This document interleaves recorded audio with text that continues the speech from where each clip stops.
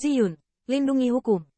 Ziyun tidak berbicara, tetapi diam-diam mengangkat gigi macan tutulnya, tiba-tiba melangkah maju, dan berhenti di depan Qin Yichen. Ya. Cahaya kemasan menyerang lagi, bahkan sedikit lebih cepat dari sebelumnya, dan Ziyun tiba-tiba melesat keluar. Tetapi setelah beberapa saat, erangan datang, dan bahu lainnya berdaging dan berdarah. Namun, Qin Yichen memanfaatkan momen ini, dan spirit power keluar, mengguncang emas ilahi yang bergetar untuk beberapa saat, dan sayap serangga mengepak dengan keras. Kerja sama dua orang dapat digambarkan sebagai mulus. Jika Ziyun tidak berada di depan Qin Yichen tidak akan memiliki kesempatan untuk memotivasi spirit power. Demikian pula, tanpa kekuatan roh Qin Yichen, emas ilahi tidak akan terguncang. Noda darah di bahu Ziyun akan sangat dalam. Dan dua bersaudara satu demi satu, dengan kejam menghadapi momok emas dewa, yang juga menggerakkan orang-orang di Qingpao. Apa yang ingin dilakukan bocah ini? Kenapa dia menyelamatkanku? Pria Qingpao tidak pernah percaya bahwa Qin Yichen tidak tahu pemikirannya tentang membunuh untuk merebut harta karun. Selain itu, meski dia tidak tahu, kedua belah pihak tidak memiliki persahabatan. Bisakah yang terakhir berkomitmen untuk membantunya? Selain itu, perlu untuk membayar harga emas ilahi yang mengamuk. Hanya dua rekan yang tersisa juga mengerutkan kening, dan tiba-tiba seseorang tiba-tiba gemetar, berteriak kaget. Metode yang digunakan oleh bocah ini barusan tampaknya lebih dari sekadar serangan kekuatan roh sederhana. Dan segelnya, tampaknya menjadi satu-satunya untuk menaklukkan pelayan hewan peliharaan peri. Metode. Begitu kata ini keluar, tiga orang terkejut di tempat. Kamu, apa yang kamu bicarakan? Bocah ini ingin menaklukkan emas suci. Apakah dia gila? Betapa menakutkannya hal ini? Tidak bisakah dia melihatnya? Tidak bisa melarikan diri. Bisakah dia bahkan ingin menaklukkan pembunuh ini? Mungkin karena kamu tidak bisa melarikan diri sehingga kamu hanya bisa melepaskannya. Beberapa orang merasa ngeri, dan sebelumnya memperhatikan bahwa pembangkit tenaga listrik oleh Qin Yichen tiba-tiba membuka mulut dan berkata, tidak peduli apa, ayo lari sekarang. Pria di Qingpao juga mencibir, orang ini cukup ambisius. Saya baru saja menjebak emas ilahi. Dia memiliki kesempatan untuk melarikan diri, tetapi dia tidak pergi. Tetapi dia ingin menaklukkannya. Anda tahu, jika Qin Yichen tidak menembak, saya khawatir yang paling dibenci oleh Divine Gold Cui adalah mendesak Divine Object untuk menekannya. Pria di Qingpao memiliki kilatan lampu pompa. Meskipun dapat dikatakan bahwa Qin Yichen menyelamatkan hidupnya secara tidak langsung, dia tidak terlalu berterima kasih. Lagi pula, menurutnya, ini hanyalah ambisi liar Qin Yichen. Nafsu makan terlalu besar. Selain itu, dia tidak berterima kasih sekarang, tetapi dia berpikir tentang cara membunuh Qin Yichen beberapa saat yang lalu, dan sekarang dia tidak ingin memprovokasi emas ilahi ini lagi.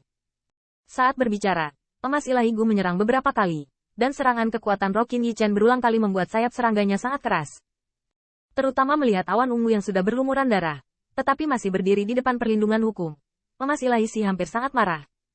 Pada saat ini, Ziyun terengah-engah, dan Qin Yichen juga mengeluarkan keringat dingin di dahinya. Setiap kali dia mendesak spirit power, dia tidak berani menyimpan sedikit pun. Namun demikian, meskipun efeknya lebih jelas daripada kekuatan abadi, tapi jarak untuk memaksa emas ilahi Gu di dalam tubuh untuk membakar tanda terlarang, dan menaklukkannya, itu terlalu jauh. Bahkan kekuatan roh yang melelahkan, apakah itu dapat mengatasi emas ilahi Si dua dikatakan. Pada saat ini, Hong Liansen berkata, nak, gunakan Tingwei. Qin Yichen disegarkan. Sekarang dia bisa melepaskan keripiknya. Sepertinya hanya ada Tingwei yang tersisa. Ayo, ya.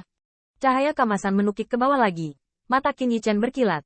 Gambar jalan melintas. Dan di gambar belakang, jalur cahaya guntur yang terang, keras, dan mengerikan muncul. Bang! Saya melihat emas ilahi Gu baru saja lolos dari gigi macan tutul. Jejak misterius dari cahaya menyilaukan datang. Qin Yichen menunggu saat ini. Dan pemboman Tewei yang tak terhentikan pada emas ilahi. Turunkan aku. Tanda seru. Tanda seru. Qin Yichen meraung dengan suara serak, dan lautan kesadaran tiba-tiba bergetar. Jalan Tingwei meledak, membiarkan emas ilahi yang dibungkus oleh Tingwei mengalami kekacauan. Bahkan dalam kilatan cahaya ini, Qin Yichen memperhatikan bahwa Tingguang tampaknya menembus emas dewa dan cahaya kemasan itu, yang bahkan sulit untuk merusak objek dewa.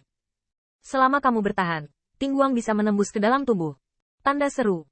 Namun, ketika Qin Yichen melihat fajar kemenangan, dia melihat sayap serangga beracun emas ilahi muncul. Dan cahaya kemasan meletus di atas kumbang.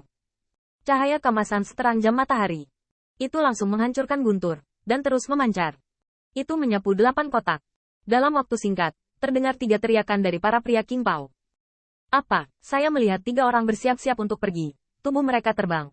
Tetapi mereka disinai oleh cahaya kemasan. Dan mereka gemetar. Mencoba untuk merangsang kekuatan abadi. Tetapi mereka tidak dapat menahan. dan mata mereka terasa seperti ditusuk. Dengan pedang bergagang 10 juta pakailah dan keluarkan 2 darah. Bahkan jika itu persepsi pembangkit tenaga listrik Golden Immortal, bahkan buta, mereka bisa terbang menjauh. Tapi cahaya kemasan ini sepertinya merobek kepala mereka.